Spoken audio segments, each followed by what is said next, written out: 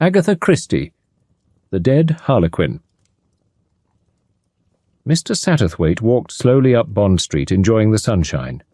He was, as usual, carefully and beautifully dressed, and was bound for the Harchester Galleries, where there was an exhibition of the paintings of one Frank Bristow, a new and hitherto unknown artist, who showed signs of suddenly becoming the rage. Mr. Satterthwaite was a patron of the arts. As Mr. Satterthwaite entered the Harchester Galleries, he was greeted at once with a smile of pleased recognition. "Good morning, Mr. Satterthwaite. I thought we should see you before long. You know Bristow's work? Fine. Very fine indeed. Quite unique of its kind." Mr. Satterthwaite purchased a catalogue and stepped through the open archway into the long room where the artist's works were displayed. They were watercolours, executed with such extraordinary technique and finish that they resembled coloured etchings. Mr. Satterthwaite walked slowly round the walls, scrutinising and, on the whole, approving. He thought that this young man deserved to arrive. Here was originality, vision, and a most severe and exacting technique. There were crudities, of course. That was only to be expected, but there was also something closely allied to genius. Mr. Satterthwaite paused before a little masterpiece representing Westminster Bridge with its crowd of buses, trams, and hurrying pedestrians. A tiny thing, and wonderfully perfect. It was called, he noted, the ant heap. He passed on and quite suddenly drew in his breath with a gasp, his imagination held and riveted. The picture was called the Dead Harlequin. The forefront of it represented a floor of inlaid squares of black and white marble. In the middle of the floor lay Harlequin on his back, with his arms outstretched in his motley of black and red. Behind him was a window, and outside that window, gazing in at the figure on the floor, was what appeared to be the same man silhouetted against the red glow of the setting sun. The picture excited Mr. Satterthwaite for two reasons. The first was that he recognized, or thought that he recognized, the face of the man in the picture. It bore a distinct resemblance to a certain Mr. Quin, an acquaintance whom Mr. Satterthwaite had encountered once or twice under somewhat mystifying circumstances. "Surely I can't be mistaken," he murmured. "If it is so, what does it mean?" For it had been Mr. Satterthwaite's experience that every appearance of Mr. Quin had some distinct significance attaching to it. There was, as already mentioned, a second reason for Mr. Satterthwaite's interest. He recognized the scene of the picture. "The terrace room at Charnley," said Mr. Satterthwaite. "Curious, and very interesting." He looked with more attention at the picture, wondering what exactly had been in the artist's mind. One Harlequin dead on the floor, another Harlequin looking through the window. Or was it the same Harlequin? He moved slowly along the walls, gazing at other pictures with unseeing eyes, with his mind always busy on the same subject. He was excited. Life, which had seemed a little drab this morning, was drab no longer. He knew quite certainly that he was on the threshold of exciting and interesting events. He crossed to the table where sat Mr. Cobb, a dignitary of the Harchester Galleries, whom he had known for many years. "I have a fancy for buying number 39, he said, "if it is not already sold." Mr. Cobb consulted a ledger. "The pick of the bunch," he murmured. "Quite a little gem, isn't it? No, it is not sold." He quoted a price. "It is a good investment, Mr. Satterthwaite. You will have to pay 3 times as much for it this time next year." "That is always said on these occasions," said Mr. Satterthwaite, smiling. "Well, and haven't I been right?" demanded Mr. Cobb. "I don't believe if you were to sell your collection, Mr. Satterthwaite, that a single picture would fetch less than you gave for it." "I will buy this picture," said Mr. Satterthwaite. "I will give you a cheque now." "You won't regret it. We believe in Bristow." "He's a young man." 27 or 8, I should say." "I should like to meet him," said Mr. Satterthwaite. "Perhaps he will come and dine with me one night." "I can give you his address. I am sure he would leap at the chance. Your name stands for a good deal in the artistic world." "You flatter me," said Mr. Satterthwaite, and was going on when Mr. Cobb interrupted. Here he is now. I will introduce you to him right away." He rose from behind his table. Mr. Satterthwaite accompanied him to where a big, clumsy young man was leaning against the wall, surveying the world at large from behind the barricade of a ferocious scowl. Mr. Cobb made the necessary introductions, and Mr. Satterthwaite made a formal and gracious little speech. "I have just had the pleasure of acquiring one of your pictures, the Dead Harlequin." "Oh, well, you won't lose by it," said Mr. Bristow ungraciously. "It's a bit of damned good work, although I say it." "I can see that," said Mr. Satterthwaite.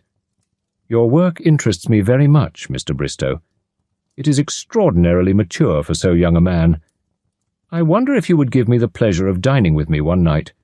Are you engaged this evening?"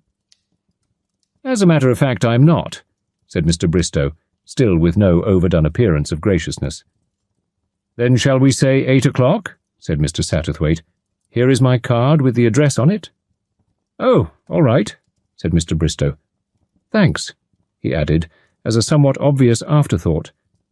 "A young man who has a poor opinion of himself and is afraid that the world should share it."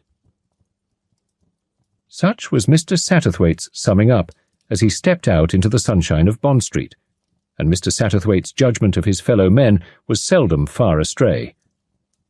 Frank Bristow arrived about 5 minutes past 8 to find his host and a third guest awaiting him. The other guest was introduced as a Colonel Monckton. They went in to dinner almost immediately. There was a fourth place laid at the oval mahogany table, and Mr. Satterthwaite uttered a word of explanation. "I half expected my friend Mr. Quin might drop in," he said. "I wonder if you have ever met him. Mr. Quin?" "I never meet people," growled Bristow. Colonel Monckton stared at the artist with the detached interest he might have accorded to a new species of jellyfish. Mr. Satterthwaite exerted himself to keep the ball of conversation rolling amicably. "I took a special interest in that picture of yours because I thought I recognized the scene of it as being the terrace room at Charnley. Was I right?" As the artist nodded, he went on. "That is very interesting. I have stayed at Charnley several times myself in the past. Perhaps you know some of the family?" "No, I don't," said Bristow. "That sort of family wouldn't care to know me. I went there in a charabanc." "Dear me," said Colonel Monckton for the sake of saying something. "In a charabanc? Dear me." Frank Bristow scowled at him. "Why not?" he demanded ferociously. Poor Colonel Monckton was taken aback. He looked reproachfully at Mr. Satterthwaite as though to say, "These primitive forms of life may be interesting to you as a naturalist, but why drag me in?" "Oh, beastly things, charabancs," he said. "They jolt you so going over the bumps." "If you can't afford a Rolls-Royce, you have got to go in carabancs," said Bristow fiercely. Colonel Monckton stared at him. Mr. Satterthwaite thought, "Unless I can manage to put this young man at his ease, we are going to have a very distressing evening." "Charnley always fascinated me," he said. "I have been there only once since the tragedy. A grim house, and a ghostly one." "That's true," said Bristow. "There are actually 2 authentic ghosts," said Monckton. "They say that Charles the Vi walks up and down the terrace with his head under his arm. I have forgotten why, I'm sure. Then there is the weeping lady with the silver ewer, who is always seen after one of the Charnleys dies." "Tosh!" said Bristow scornfully. "They have certainly been a very ill-fated family," said Mr. Satterthwaite hurriedly. 4 holders of the title have died a violent death, and the late Lord Charnley committed suicide." "A ghastly business," said Monckton gravely. "I was there when it happened." "Let me see. That must be 14 years ago," said Mr. Satterthwaite. "The house has been shut up ever since." "I don't wonder at that," said Monckton. "It must have been a terrible shock for a young girl. They had been married a month, just home from their honeymoon. Big fancy dress ball to celebrate their homecoming. Just as the guests were starting to arrive, Charnley locked himself into the oak parlour and shot himself. That sort of thing isn't done. I beg your pardon?" He turned his head sharply to the left and looked across at Mr. Satterthwaite with an apologetic laugh. "I'm beginning to get the jim-jams, Satterthwaite. I thought for a moment there was someone sitting in that empty chair and that he said something to me. Yes, he went on after a minute or two. It was a pretty ghastly shock to Alex Charnley. She was one of the prettiest girls you could see anywhere, and crammed full of what people call the joy of living, and now they say she is like a ghost herself. Not that I have seen her for years. I believe she lives abroad most of the time. And the boy? The boy is at Eton. What he will do when he comes of age, I don't know. I don't think, somehow, that he will reopen the old place. It would make a good people's pleasure park, said Bristow. Colonel Monckton looked at him with cold abhorrence. No, you don't really mean that, said Mr. Satterthwaite. You wouldn't have painted that picture if you did. Tradition and atmosphere are intangible things. They take centuries to build up, and if you destroyed them, you couldn't rebuild them again in 24 hours. He rose. Let us go into the smoking room. I have some photographs there of Charnley which I should like to show you. One of Mr. Satterthwaite's hobbies was amateur photography. He was also the proud author of a book, Homes of My Friends. The friends in question were all rather exalted, and the book itself showed Mr. Satterthwaite forth in rather a more snobbish light than was really fair to him. That is a photograph I took of the terrace room last year, he said. He handed it to Bristow. You see it is taken at almost the same angle as is shown in your picture. That is rather a wonderful rug. It is a pity that photographs can't show colouring. I remember it, said Bristow. A marvellous bit of colour. It glowed like a flame. All the same, it looked a bit incongruous there. The wrong size for that big room with its black and white squares. There is no rug anywhere else in the room. It spoils the whole effect. It was like a gigantic bloodstain. Perhaps that gave you your idea for your picture? Said Mr. Satterthwaite. Perhaps it did, said Bristow thoughtfully. On the face of it, one would naturally stage a tragedy in the little panelled room leading out of it. The oak parlour, said Monckton. Yes, that is the haunted room right enough. There is a priest's hiding hole there, a movable panel by the fireplace. Tradition has it that Charles I was concealed there once. There were 2 deaths from duelling in that room, and it was there, as I say, that Reggie Charnley shot himself. He took the photograph from Bristow's hand. Why, that is the Bokhara rug, he said, worth a couple of £1,000, I believe. When I was there, it was in the oak parlour, the right place for it. It looks silly on that great expanse of marble flags. Mr. Satterthwaite was looking at the empty chair which he had drawn up beside his. Then he said thoughtfully, I wonder when it was moved. It must have been recently. Why, I remember having a conversation about it on the very day of the tragedy. Charnley was saying it really ought to be kept under glass. Mr. Satterthwaite shook his head. The house was shut up immediately after the tragedy, and everything was left exactly as it was. Bristow broke in with a question. He had laid aside his aggressive manner. Why did Lord Charnley shoot himself? He asked. Colonel Monckton shifted uncomfortably in his chair. No one ever knew, he said vaguely. I suppose, said Mr. Satterthwaite slowly, that it was suicide. The colonel looked at him in blank astonishment. Suicide, he said. Why, of course it was suicide. My dear fellow, I was there in the house myself. Mr. Satterthwaite looked towards the empty chair at his side, and smiling to himself as though at some hidden joke the others could not see, he said quietly, Sometimes one sees things more clearly years afterwards than one could possibly at the time. Nonsense, spluttered Monckton. Arrant nonsense! How can you possibly see things better when they are vague in your memory instead of clear and sharp? But Mr. Satterthwaite was reinforced from an unexpected quarter. I know what you mean, said the artist. I should say that possibly you were right. It is a question of proportion, isn't it? And more than proportion, probably. Relativity and all that sort of thing. If you ask me, said the colonel, all this Einstein business is a lot of dashed nonsense. So are spiritualists and the spook of one's grandmother. He glared round fiercely. Of course it was suicide, he went on. Didn't I practically see the thing happen with my own eyes? Tell us about it, said Mr. Satterthwaite, so that we shall see it with our eyes also. With a somewhat mollified grunt, the Colonel settled himself more comfortably in his chair. "The whole thing was extraordinarily unexpected," he began. "Charnley had been his usual normal self. There was a big party staying in the house for this ball. No one could ever have guessed he would go and shoot himself just as the guests began arriving." "It would have been better taste if he had waited until they had gone," said Mr. Satterthwaite. "Of course it would. Damned bad taste, to do a thing like that." "Uncharacteristic," said Mr. Satterthwaite. "Yes," admitted Monckton. "It wasn't like Charnley." "And yet it was suicide?" "Of course it was suicide. Why, there were 3 or 4 of us there at the top of the stairs. Myself, the Ostrander girl, Algy Darcy, and 1 or 2 others. Charnley passed along the hall below and went into the oak parlour. The Ostrander girl said there was a ghastly look on his face, and his eyes were staring, but of course that is nonsense. She couldn't even see his face from where we were, but he did walk in a hunched way, as if he had the weight of the world on his shoulders. One of the girls called to him.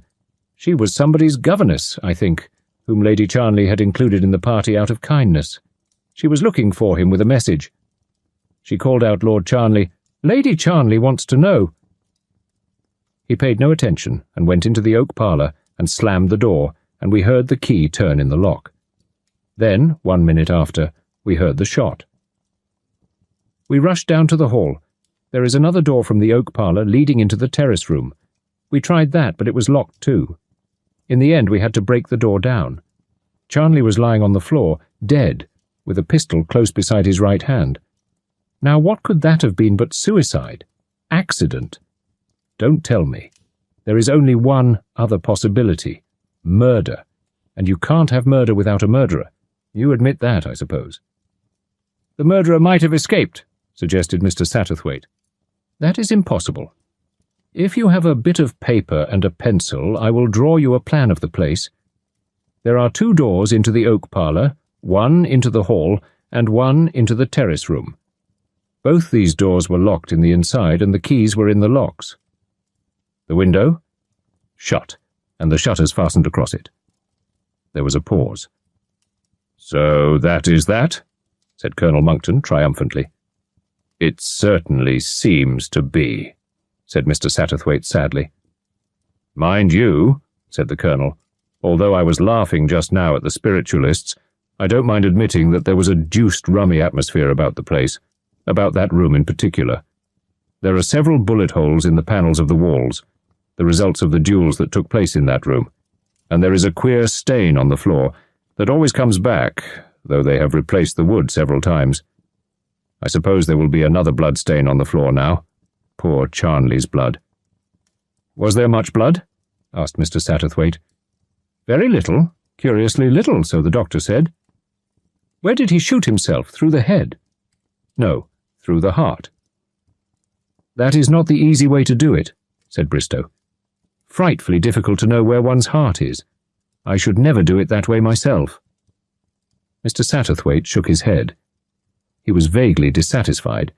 He had hoped to get at something. He hardly knew what. Colonel Monckton went on. "It is a spooky place, Charnley. Of course, I didn't see anything." "You didn't see the weeping lady with the silver ewer?" "No, I did not, sir," said the Colonel emphatically, "but I expect every servant in the place swore they did." "Superstition was the curse of the Middle Ages," said Bristow. "There are still traces of it here and there, but thank goodness we axe getting free from it." "Superstition," mused Mr. Satterthwaite. His eyes turned again to the empty chair. "Sometimes, don't you think, it might be useful?" Bristow stared at him. "Useful, that's a queer word." "Well, I hope you are convinced now, Satterthwaite," said the Colonel. "Oh, quite," said Mr. Satterthwaite. "On the face of it, it seems odd. So purposeless for a newly married man, young, rich, happy, celebrating his homecoming, curious. But I agree there is no getting away from the facts." He repeated softly, "The facts," and frowned. "I suppose the interesting thing is a thing we none of us will ever know," said Monckton. "The story behind it all. Of course there were rumours, all sorts of rumours, You know the kind of things people say."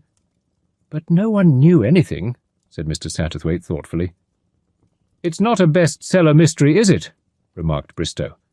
"No one gained by the man's death." "No one except an unborn child," said Mr. Satterthwaite. Monckton gave a sharp chuckle. "Rather a blow to poor Hugo Charnley," he observed. "As soon as it was known that there was going to be a child, he had the graceful task of sitting tight and waiting to see if it would be a girl or boy. Rather an anxious wait for his creditors, too. In the end, a boy it was, and a disappointment for the lot of them." "Was the widow very disconsolate?" asked Bristow. "Poor child," said Monckton. "I shall never forget her. She didn't cry or break down or anything. She was like something, frozen. As I say, she shut up the house shortly afterwards, and as far as I know, it has never been reopened since." "So we are left in the dark as to motive," said Bristow with a slight laugh. "Another man or another woman, it must have been one or the other, eh?" "It seems like it," said Mr. Satterthwaite. "And the betting is strongly on another woman," continued Bristow, "since the fair widow has not married again. I hate women," he added dispassionately. Mr. Satterthwaite smiled a little, and Frank Bristow saw the smile and pounced upon it. "You may smile," he said, "but I do. They upset everything. They interfere. They get between you and your work. I only once met a woman who was, well, interesting." "I thought there would be one," said Mr. Satterthwaite. "Not in the way you mean. I just met her casually. As a matter of fact, it was in a train. After all," he added defiantly, "why shouldn't one meet people in trains?" "Certainly, certainly," said Mr. Satterthwaite soothingly. "A train is as good a place as anywhere else." It was coming down from the north. We had the carriage to ourselves. I don't know why, but we began to talk. I don't know her name, and I don't suppose I shall ever meet her again. I don't know that I want to. It might be a pity." He paused, struggling to express himself. "She wasn't quite real, you know. Shadowy, like one of the people who come out of the hills in Gaelic fairy tales." Mr. Satterthwaite nodded gently. His imagination pictured the scene easily enough. The very positive and realistic Bristow, and a figure that was silvery and ghostly, shadowy, as Bristow had said. "I suppose if something very terrible had happened, so terrible as to be almost unbearable, one might get like that. One might run away from reality into a half-world of one's own, and then, of course, after a time, one wouldn't be able to get back."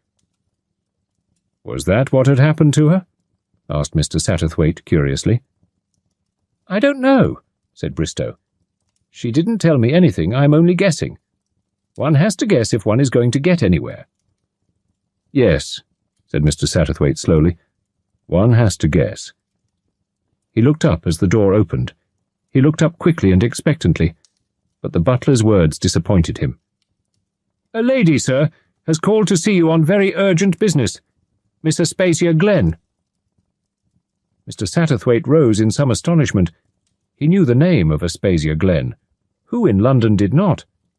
First I advertised as the woman with the scarf. She had given a series of matinees single-handed that had taken London by storm. With the aid of her scarf, she had impersonated rapidly various characters.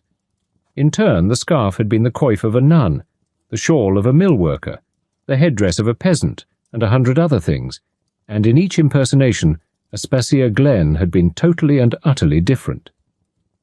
As an artist, Mr. Satterthwaite paid full reverence to her. As it happened, he had never made her acquaintance. A call upon him at this unusual hour intrigued him greatly. With a few words of apology to the others, he left the room and crossed the hall to the drawing-room. Miss Glen was sitting in the very centre of a large settee upholstered in gold brocade. So poised she dominated the room. Mr. Satterthwaite perceived at once that she meant to dominate the situation. Curiously enough, his first feeling was one of repulsion. He had been a sincere admirer of Aspasia Glen's art. Her personality, as conveyed to him over the footlights, had been appealing and sympathetic. Her effects there had been wistful and suggestive rather than commanding. But now, Face to face with the woman herself, he received a totally different impression. There was something hard, bold, forceful about her. She was tall and dark, possibly about 35 years of age.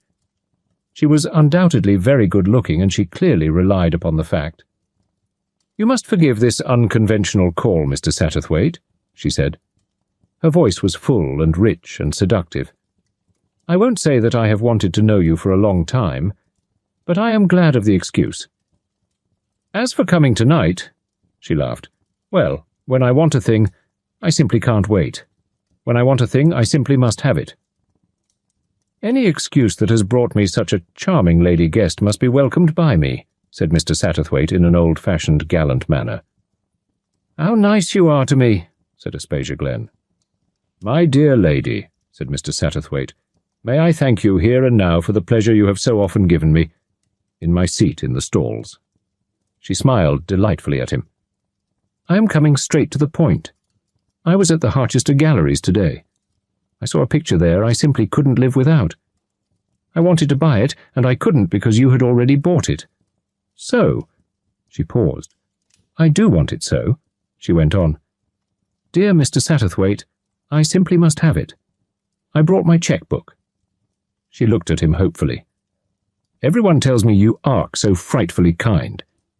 People are kind to me, you know. It is very bad for me. But there it is." So these were Aspasia Glen's methods.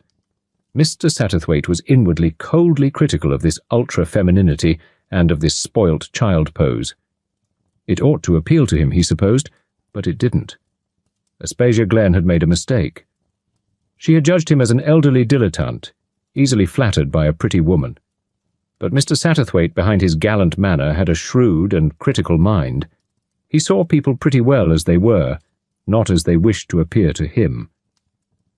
He saw before him not a charming woman pleading for a whim, but a ruthless egoist determined to get her own way for some reason which was obscure to him.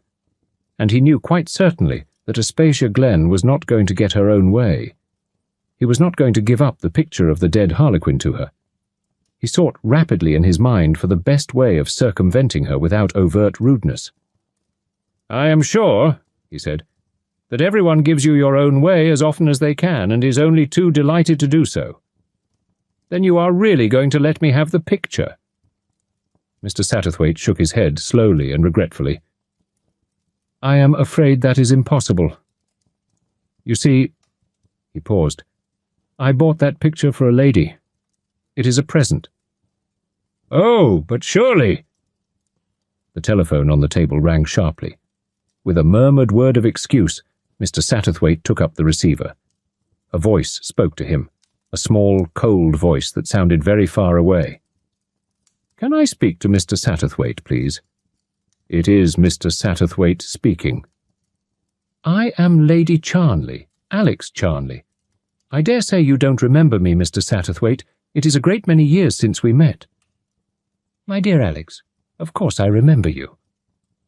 "There is something I wanted to ask you. I was at the Harchester Galleries at an exhibition of pictures today. There was one called The Dead Harlequin. Perhaps you recognized it. It was the terrace room at Charnley. I want to have that picture. It was sold to you." She paused. "Mr. Satterthwaite, for reasons of my own, I want that picture. Will you resell it to me?"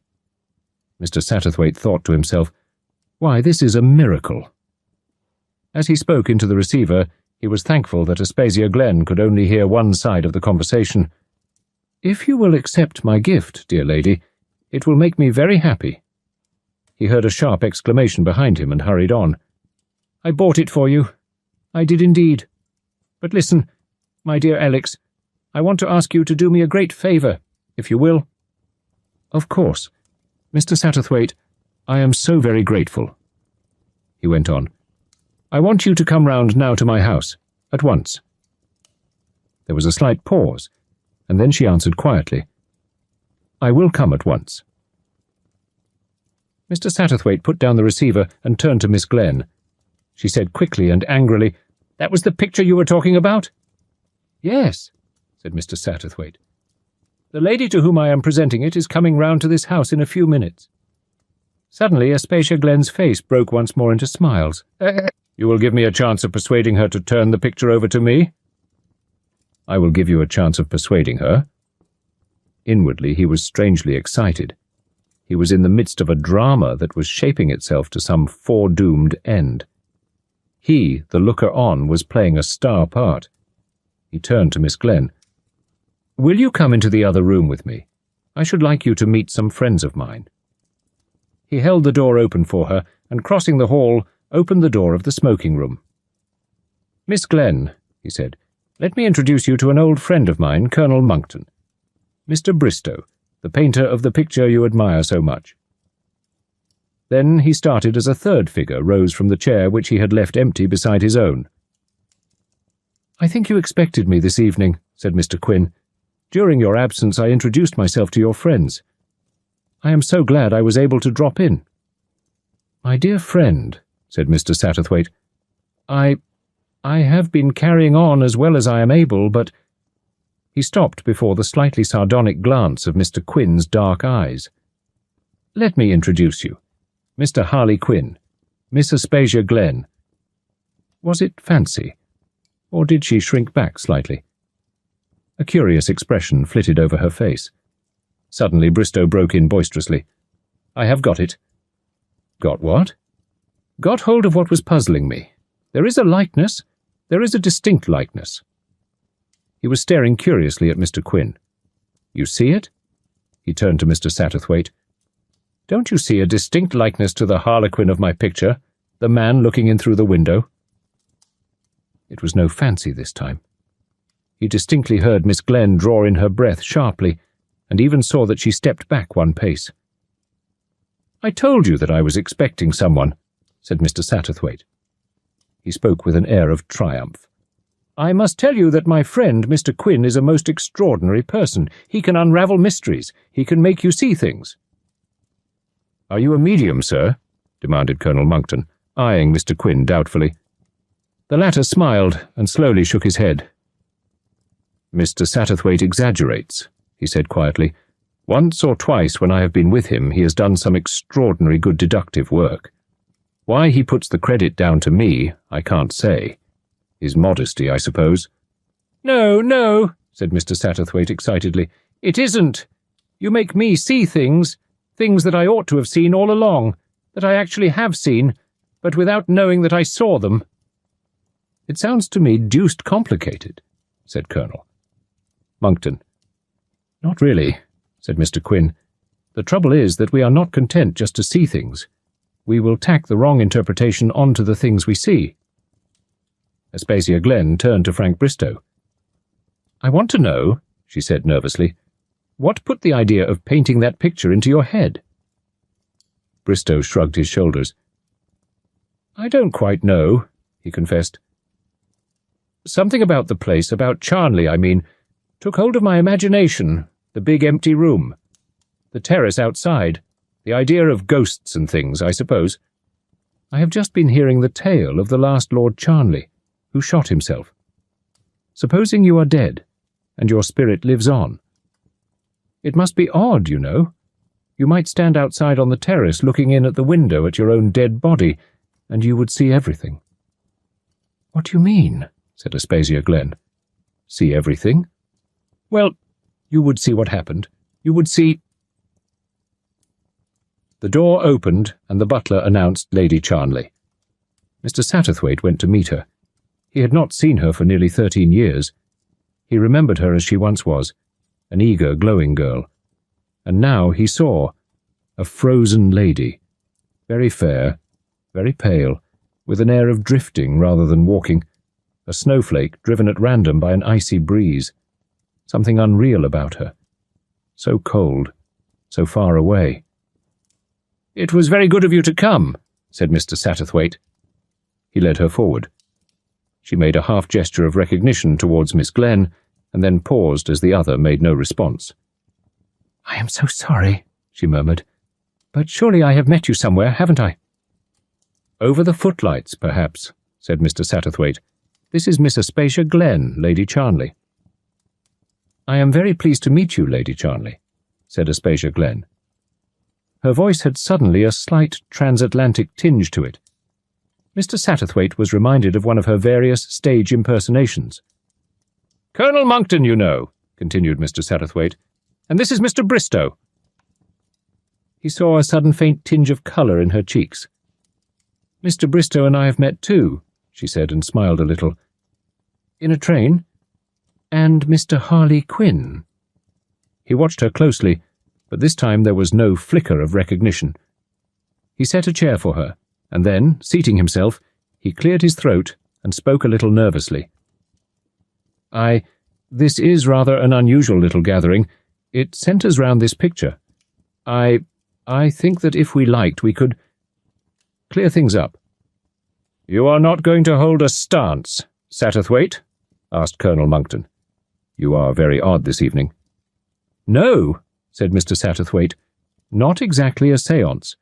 But my friend Mr. Quin believes, and I agree, that one can, by looking back over the past, see things as they were and not as they appeared to be." "The past?" said Lady Charnley. "I am speaking of your husband's suicide, Alex. I know it hurts you." "No," said Alex Charnley. "It doesn't hurt me. Nothing hurts me now." Mr. Satterthwaite thought of Frank Bristow's words. She was not quite real, you know.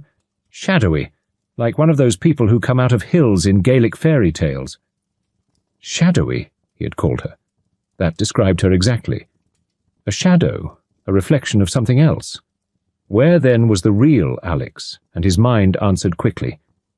In the past, divided from us by 14 years of time. "My dear," he said, "you frighten me. You are like the weeping lady with the silver ewer." Crash! The coffee cup on the table by Aspasia's elbow fell shattered to the floor. Mr. Satterthwaite waved aside her apologies. He thought, "We are getting nearer. We are getting nearer every minute. But nearer to what?" "Let us take our minds back to that night 14 years ago," he said. "Lord Charnley killed himself. For what reason? No one knows." Lady Charnley stirred slightly in her chair. "Lady Charnley knows," said Frank Bristow abruptly. "Nonsense," said Colonel Monckton, then stopped, frowning at her curiously. She was looking across at the artist. It was as though he drew the words out of her. She spoke, nodding her head slowly, and her voice was like a snowflake, cold and soft. "Yes, you are quite right. I know. That is why, as brig as I live, I can never go back to Charnley. That is why, when my boy Dick wants me to open the place up and live there again, I tell him it can't be done." "Will you tell us the reason, Lady Charnley?" said Mr. Quin. She looked at him. Then, as though hypnotized, she spoke as quietly and naturally as a child. "I will tell you if you like. Nothing seems to matter very much now. I found a letter among his papers, and I destroyed it." "What letter?" said Mr. Quin. "The letter from the girl, from that poor child. She was the Merriam's nursery governess. He had made love to her, yes, while he was engaged to me just before we were married. And she was going to have a child too. She wrote saying so, and that she was going to tell me about it. So you see, he shot himself."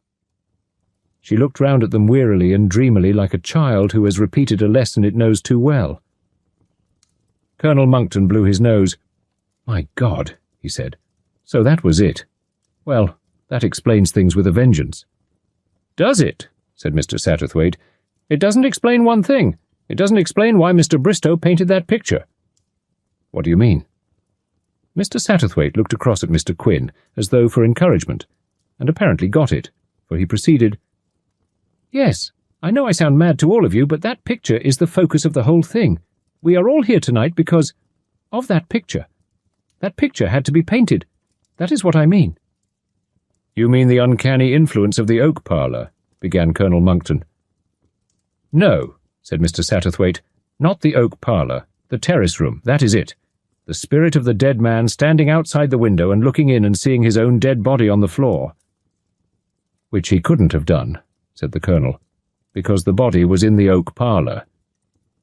"Supposing it wasn't," said Mr. Satterthwaite, "supposing it was exactly where Mr. Bristow saw it imaginatively, I mean, on the black and white flags in front of the window. "You are talking nonsense," said Colonel Monckton. "If it was there, we shouldn't have found it in the oak parlour." "Not unless someone carried it there," said Mr. Satterthwaite. "Aye. And in that case, how could we have seen Charnley going in at the door of the oak parlour?" inquired Colonel Monckton. "Well, you didn't see his face, did you?" asked Mr. Satterthwaite. "What I mean is, you saw a man going into the oak parlour in fancy dress, I suppose." "Brocade things and a wig," said Monckton. "Just so, and you thought it was Lord Charnley because the girl called out to him as Lord Charnley.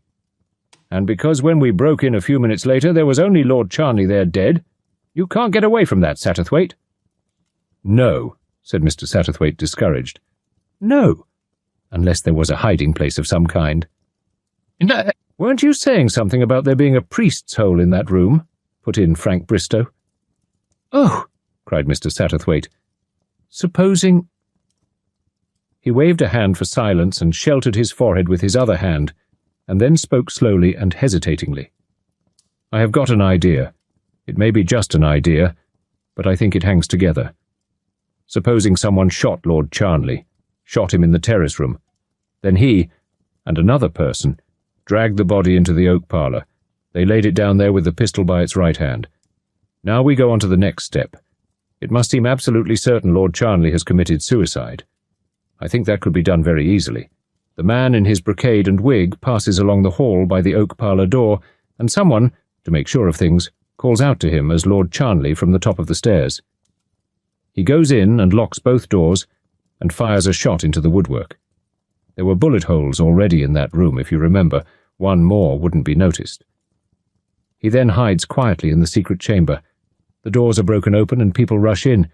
It seems certain that Lord Charnley has committed suicide. No other hypothesis is even entertained." "Well, I think that is balderdash," said Colonel Monckton. "You forget that Charnley had a motive right enough for suicide." "A letter found afterwards," said Mr. Satterthwaite. "A lying, cruel letter written by a very clever and unscrupulous little actress who meant one day to be Lady Charnley herself." "You mean?" "I mean the girl in league with Hugo Charnley," said Mr. Satterthwaite. "You know, Monckton, everyone knows that that man was a blackguard. He thought that he was certain to come into the title." He turned sharply to Lady Charnley. "What was the name of the girl who wrote that letter?" "Monica Ford," said Lady Charnley. "Was it Monica Ford, Monckton, who called out to Lord Charnley from the top of the stairs?" "Yes, now you come to speak of it, I believe it was." "Oh, that's impossible," said Lady Charnley. I went to her about it. She told me it was all true. I only saw her once afterwards, but surely she couldn't have been acting the whole time." Mr. Satterthwaite looked across the room at Aspasia Glen. "I think she could," he said quietly. "I think she had in her the makings of a very accomplished actress." "There is one thing you haven't got over," said Frank Bristow. "There would be blood on the floor of the terrace room. Bound to be. They couldn't clear that up in a hurry." "No," admitted Mr. Satterthwaite, "but there is one thing a second, or the Bokhara rug. Nobody ever saw the Bokhara rug in the terrace room before that night." "I believe you are right," said Monckton, "but all the same, those bloodstains would have to be cleared up some time." "Yes," said Mr. Satterthwaite, "in the middle of the night, a woman with a jug and basin could go down the stairs and clear up the bloodstains quite easily. But supposing someone saw her—" "It wouldn't matter," said Mr. Satterthwaite. "I am speaking now of things as they are. I said a woman with a jug and basin, but if I had said a weeping lady with a silver ewer, that is what they would have appeared to be." He got up and went across to Aspasia Glen.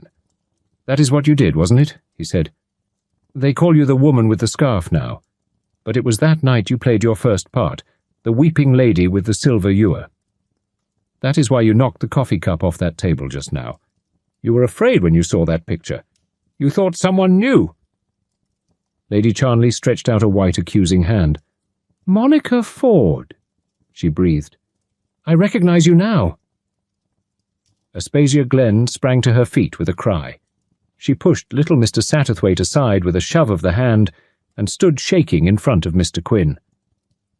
So I was right. Someone did know. Oh, I haven't been deceived by this tomfoolery, this pretense of working things out." She pointed at Mr. Quin. "You were there. You were there outside the window looking in. You saw what we did, Hugo and I. I knew there was someone looking in. I felt it all the time. And yet when I looked up, there was nobody there. I knew someone was watching us. I thought once I caught a glimpse of a face at the window. It has frightened me all these years. And then I saw that picture with you standing at the window and I recognized your face. You have known all these years. Why did you break silence now? That is what I want to know." "Perhaps so that the dead may rest in peace," said Mr. Quin. Suddenly Aspasia Glen made a rush for the door and stood there flinging a few defiant words over her shoulder. "Do what you like. God knows there are witnesses enough to what I have been saying. I don't care, I don't care. I loved Hugo and I helped him with the ghastly business and he chucked me afterwards. He died last year. You can set the police on my tracks if you like, but as that little dried-up fellow there said, I am a pretty good actress. They will find it hard to find me." She crashed the door behind her, and a moment later they heard the slam of the front door also. "Reggie!" cried Lady Charnley. "Reggie!" The tears were streaming down her face. "Oh, my dear, I can go back to Charnley now. I can live there with Dickie. I can tell him what his father was, the finest, the most splendid man in all the world." "We must consult very seriously as to what must be done in the matter," said Colonel Monckton. "Alex, my dear, if you will let me take you home, I shall be glad to have a few words with you on the subject." Lady Charnley rose. She came across to Mr. Satterthwaite, and laying both hands on his shoulders, she kissed him very gently. "It is so wonderful to be alive again after being so long dead," she said. "It was like being dead, you know. Thank you, dear Mr. Satterthwaite." She went out of the room with Colonel Monckton. Mr. Satterthwaite gazed after them. A grunt from Frank Bristow, whom he had forgotten, made him turn sharply round. "She is a lovely creature," said Bristow moodily, "but she's not nearly so interesting as she was," he said gloomily. "There speaks the artist," said Mr. Satterthwaite. "Well, she isn't," said Mr. Bristow. "I suppose I should only get the cold shoulder if I ever went butting in at Charnley. I don't want to go where I am not wanted." "My dear young man," said Mr. Satterthwaite, "if you will think a little less of the impression you are making on other people, you will, I think, be wiser and happier. You would also do well to disabuse your mind of some very old-fashioned notions, one of which is that birth has any significance at all in our modern conditions. You are one of those large-proportioned young men whom women always consider good-looking, and you have possibly, if not certainly, genius. Just say that over to yourself 10 times before you go to bed every night, and in 3 months' time go and call on Lady Charnley at Charnley. That is my advice to you, and I am an old man with considerable experience of the world." A very charming smile suddenly spread over the artist's face. "You have been thunderingly good to me," he said suddenly. He seized Mr. Satterthwaite's hand and wrung it in a powerful grip. "I am no end grateful. I must be off now. Thanks very much for one of the most extraordinary evenings I have ever spent." He looked round as though to say goodbye to someone else and then started. "I say, sir, your friend has gone. I never saw him go. He is rather a queer bird, isn't he?" "He goes and comes very suddenly," said Mr. Satterthwaite. "That is one of his characteristics. One doesn't I always see him come and go." "Like Harlequin," said Frank Bristow. "He is invisible," and laughed heartily at his own joke.